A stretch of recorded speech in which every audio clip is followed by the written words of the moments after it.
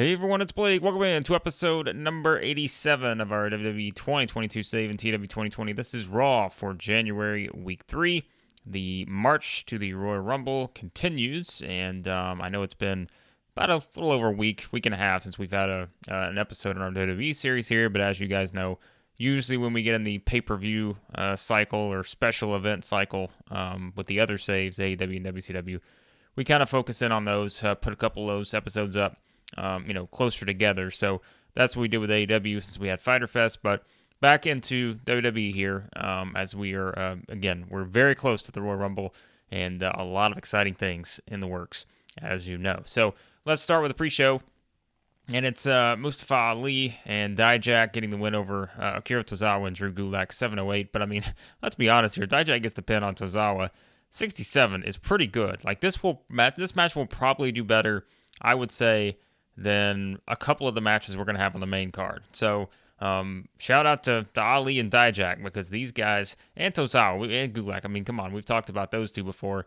They've kind of been our jobbers, if you will, and it seems like they always have decent matches. So 67 is not bad here, and like I said, I would not be surprised if this beats a couple of matches we're going to have on the card. So maybe that says something for what I should do with Ali and Dijak, but you're sensing a trend here with Dijak and Ali specifically, starting to use them a little bit more, and there will be more to come with these two in the future. So there's your pre-show, and it is a victory for Ali and Dijak. All right, we start off with the main card here, and the first thing we see is exclusive footage of what happened last week after Raw went off the air. And what happened was, as we know, it was Daniel Bryan hitting the running knee on Edge after that tag team match where Big E and Sheamus got the win in the main event over Edge and Christian. And it was Bryan hitting the knee on Edge because Edge was busy, frustrated with Randy Orton and Christian and their shenanigans and back and forth, all this stuff.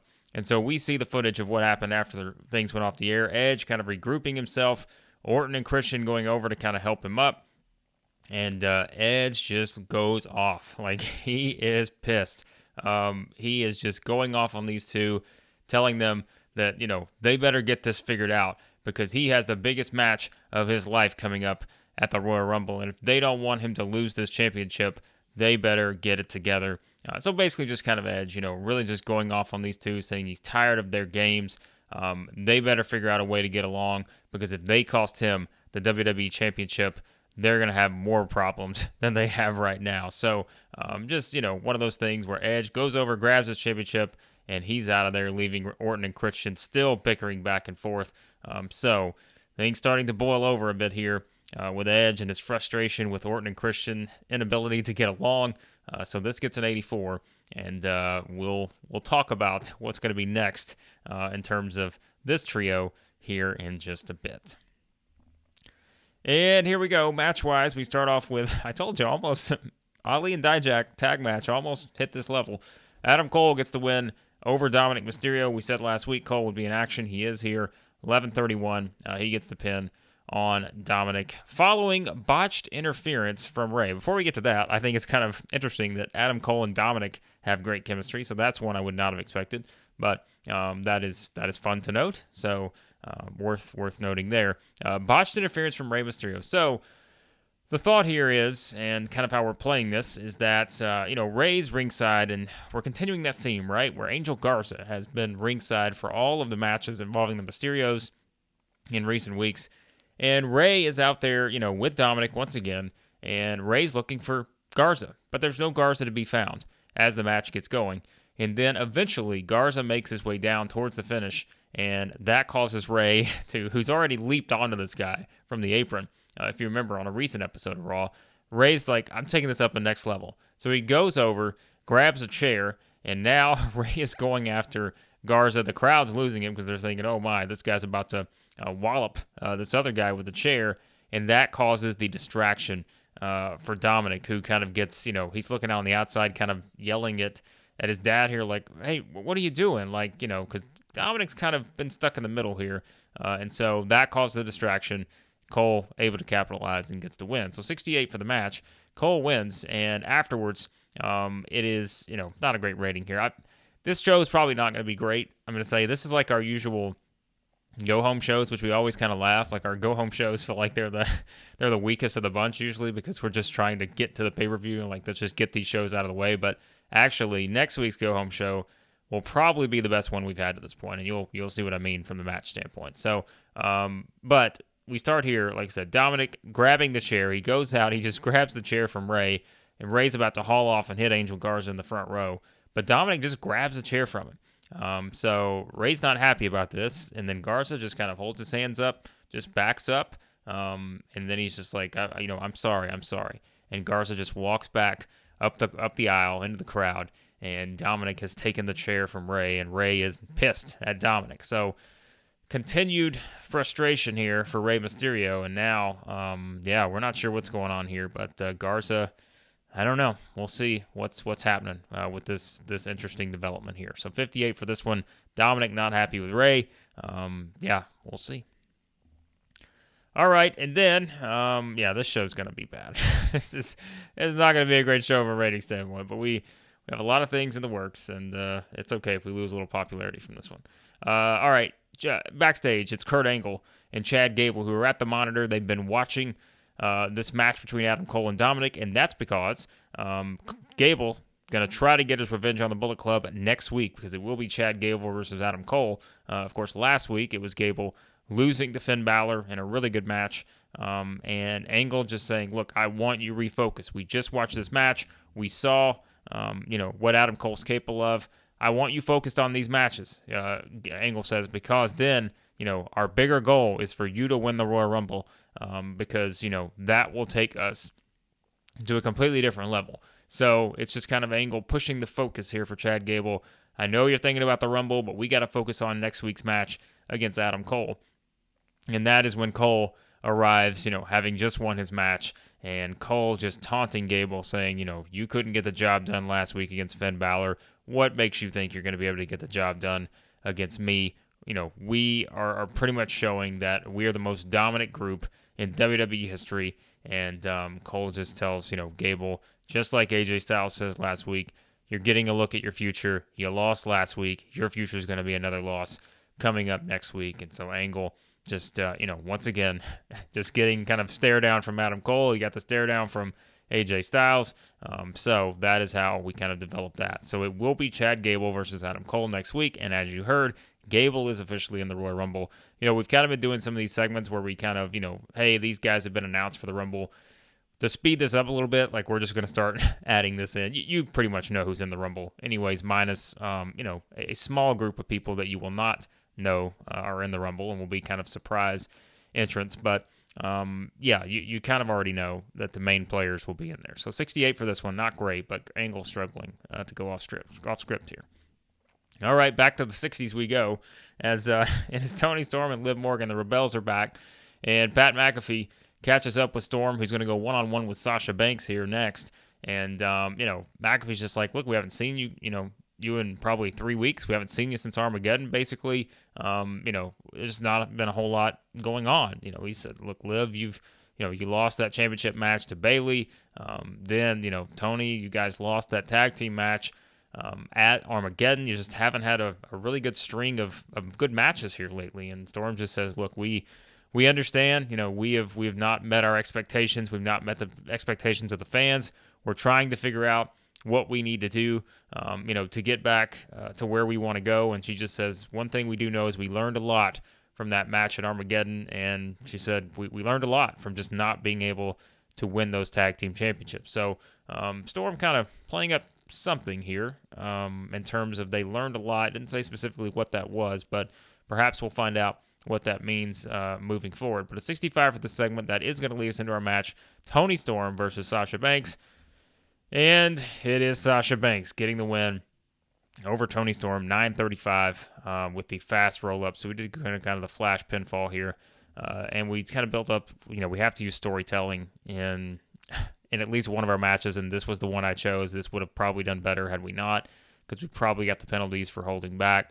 We could have got that knocked off. Sasha inconsistent here. That doesn't help. That's this is just that show. Like I said, this is going to be our our show is probably going to lose its popularity because we don't have a lot of big-time stuff on this show. But, it's fine. So Sasha gets the win. Sasha building her momentum heading into the Rumble. She said last week, as we heard, Becky was talking about winning the Rumble. Sasha came out and said Becky's going to have to go through her. But Storm returns here, with Liv, and they're just still not able to get back on that winning track here. So Sasha gets the win, and yes, that is kind of your development there for Sasha leading towards the Rumble. And then it's McAfee with Jeff Hardy and Ricochet, and our tag team champions here. Jeff and Ricochet, McAfee just kind of, wanting you guys' thoughts. You kind of, we lost last week in the 6-man tag. Of course, that was, more Ray, Garza, Dominik stuff kind of led to that loss for those guys. But, Jeff and Ricochet saying, look, we want to, we're studying our opponents up close and personal. We're going to be out there ringside for the Lucha Brothers match coming up next. And so that's just kind of them playing up. Look, we're the champions.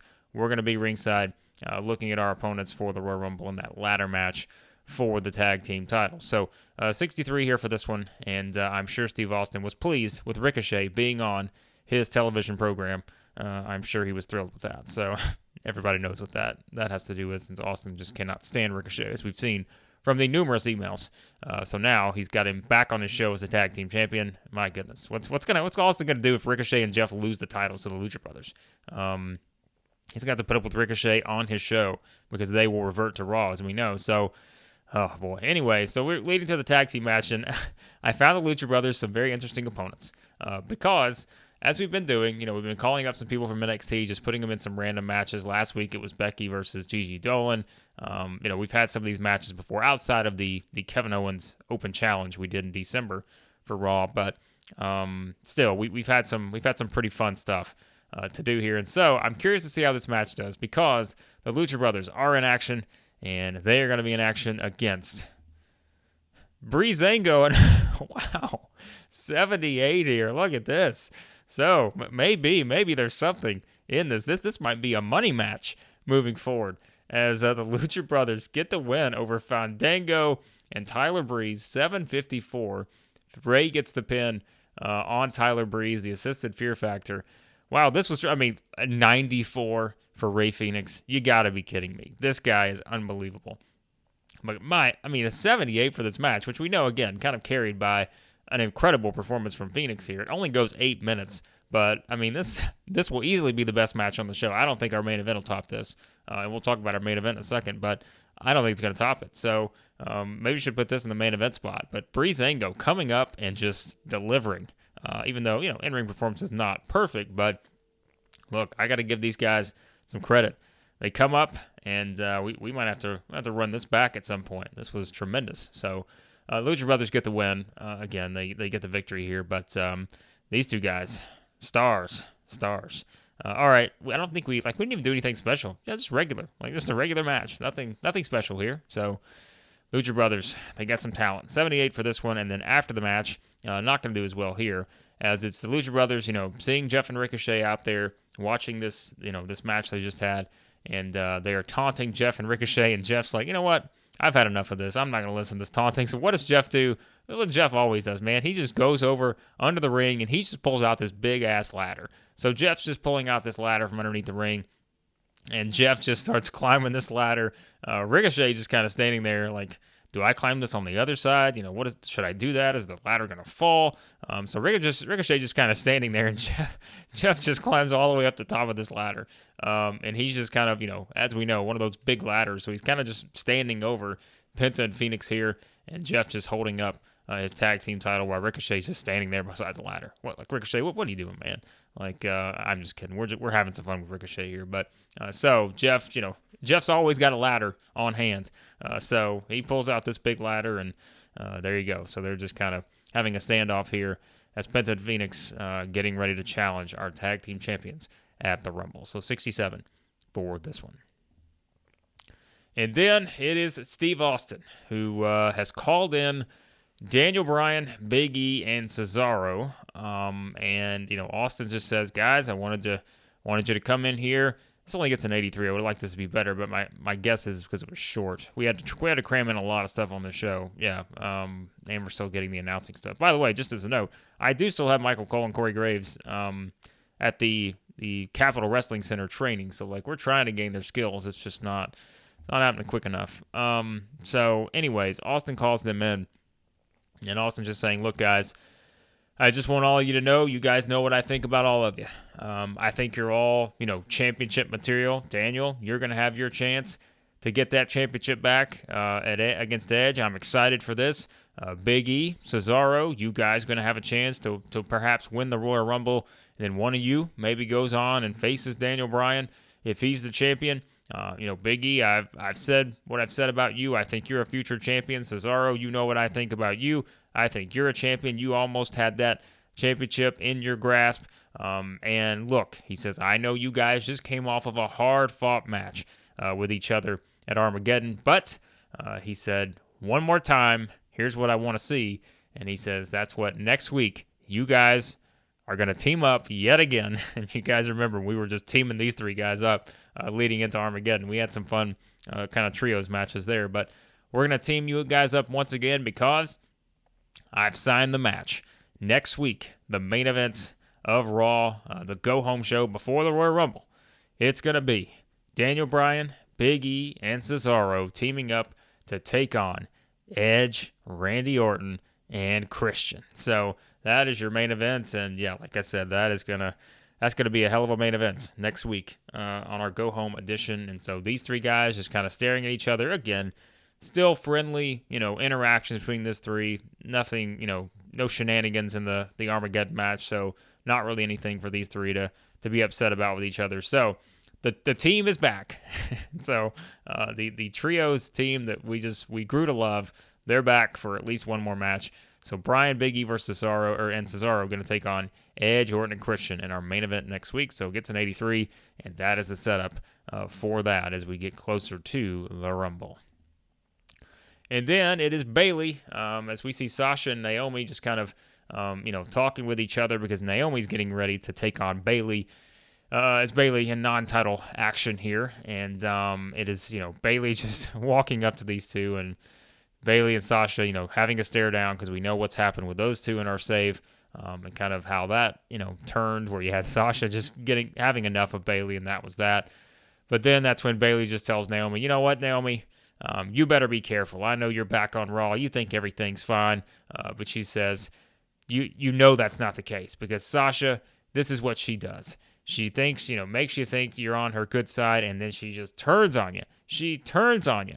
And it's just Bayley, over the top here because, again, we know what kind of happened there. So Bayley just telling Naomi, be careful because Sasha's going to do to you what she did to me. I guarantee it. So, Bayley just over the top heel here, playing up perhaps Sasha turning on Naomi or something. So 74 for this one. That is going to lead us into our match, as it is Bayley getting the win over Naomi with a handful of tights. So another kind of cheap win for Bayley. And, I don't always love playing the heels that way, but Bayley's just kind of one of these characters where it's just fun to do these kind of things because it's just like, it just makes you dislike her even more. The fans are just really wanting to boo her. So a handful of tights does. It's a pretty good match here, 72 for this one. We needed that. We needed a decent match on this one. So Bayley gets the win over Naomi. And that's kind of your setup there. Naomi will be in the Royal Rumble along with Sasha. So that is worth noting. And of course, we know Bayley going to have other plans because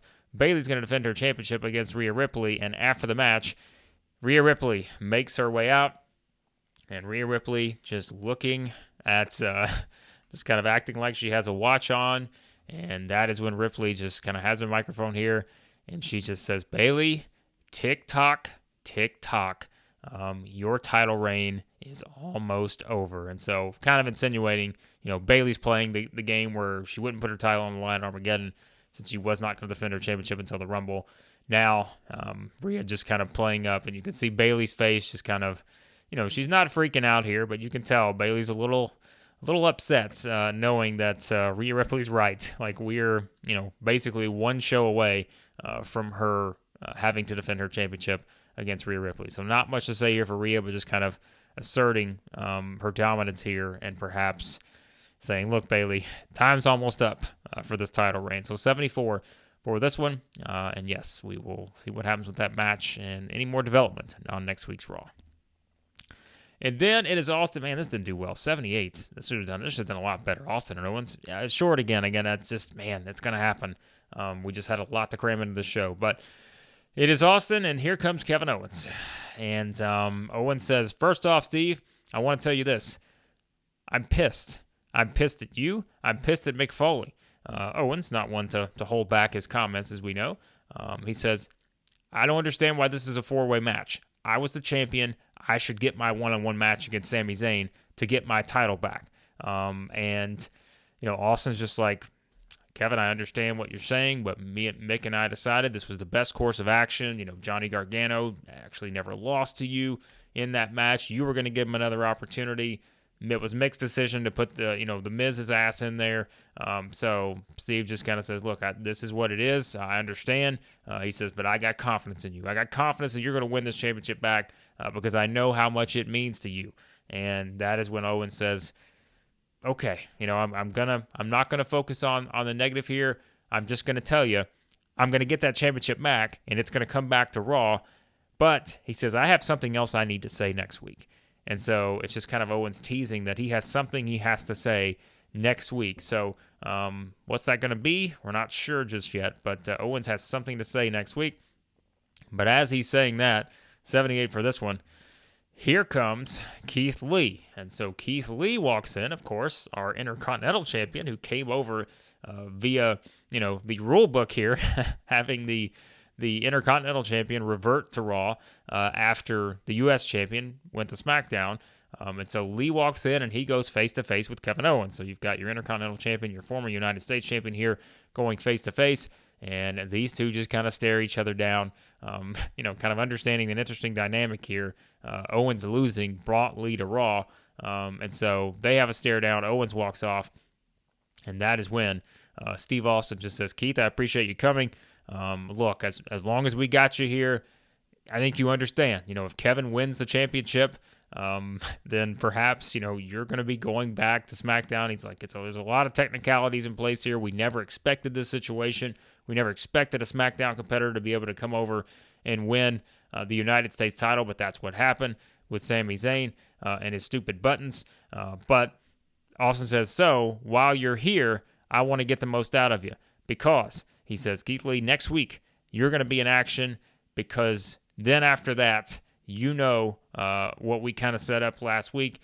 And he says, I do have your opponent official for the Royal Rumble. It's going to be you, Keith Lee, defending your Intercontinental Championship against Sheamus, and that is going to happen at the Rumble. So there's your Intercontinental Championship match for the show. Keith Lee defending against Sheamus. We kind of played up last week. This is the title that's, we're playing up the storyline here, the elusive title, the one title that has kind of been out of the grasp of Sheamus in his WWE career. So it will be Keith Lee defending the Intercontinental Championship against Sheamus at the Rumble. So 73 for this one. Could have done better, but again, short, guaranteed. Guaranteed we got a penalty for it being short. And Keith Lee, the script notes, so that's worth noting. All right, and then Sheamus gets the win here over John Morrison. So Sheamus in action after the announcement that he will chase that elusive championship at the Rumble. 72, so another solid match here. This is not bad.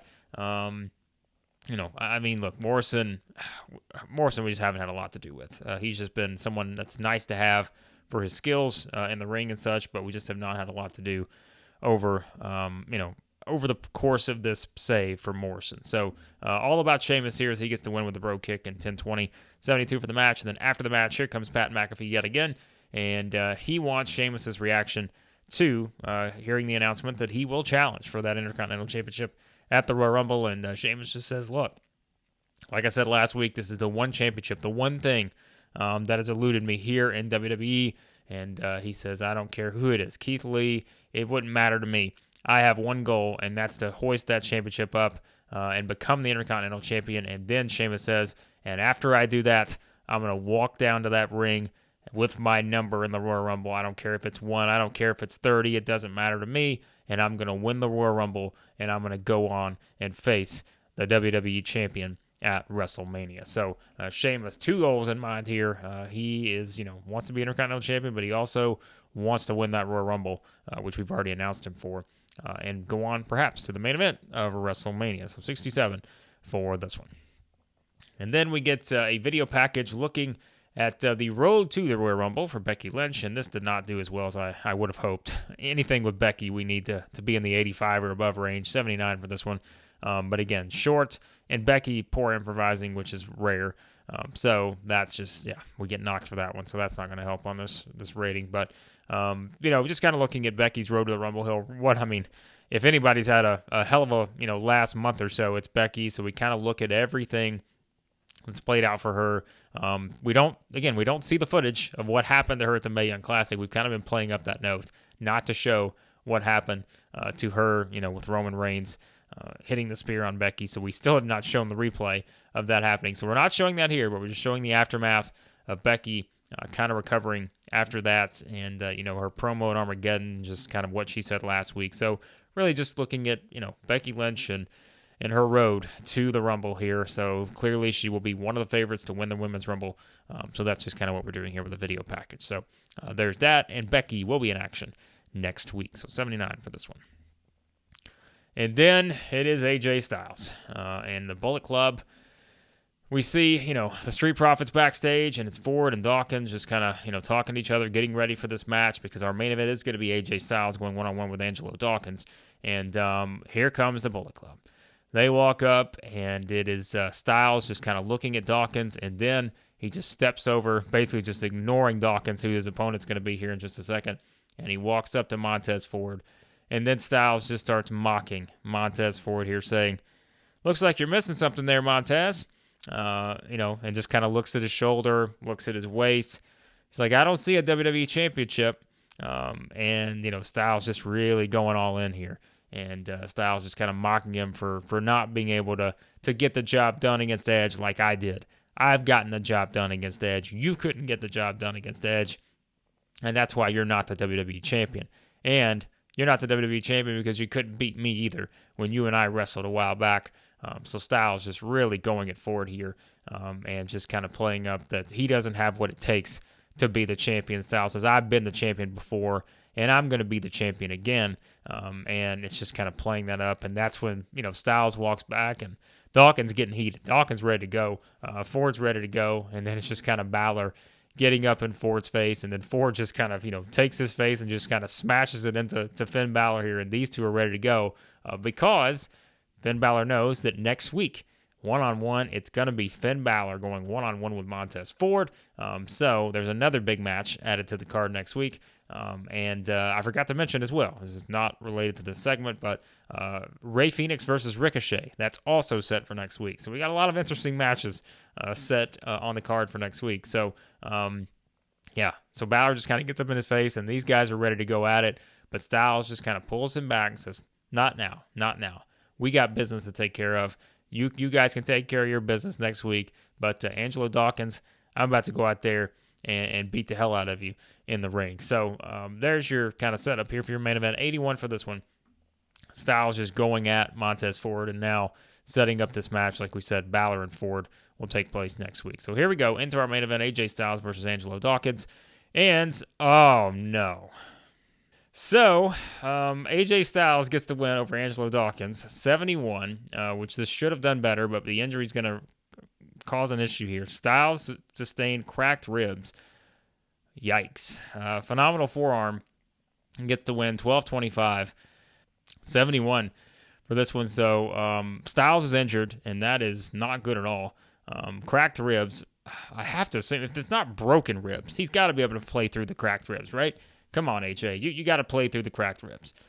So, AJ Styles, the cracked ribs does not help. So, he gets the win over Dawkins, as you would expect here. But the bigger issue, we got to figure out what this injury is going to do because this is not going to be great for some of the storylines that we're building here moving forward. So, afterwards, though, I appreciate that, Lance Storm, but you better have some kind of healing power because we don't need AJ sidelines. After the match, Styles, cracked ribs and all, just going off here, saying that, Steve Austin's not going to announce it. WWE's not going to announce it because they don't want anything to do still with the Bullet Club. Steve Austin doesn't like putting us on the show.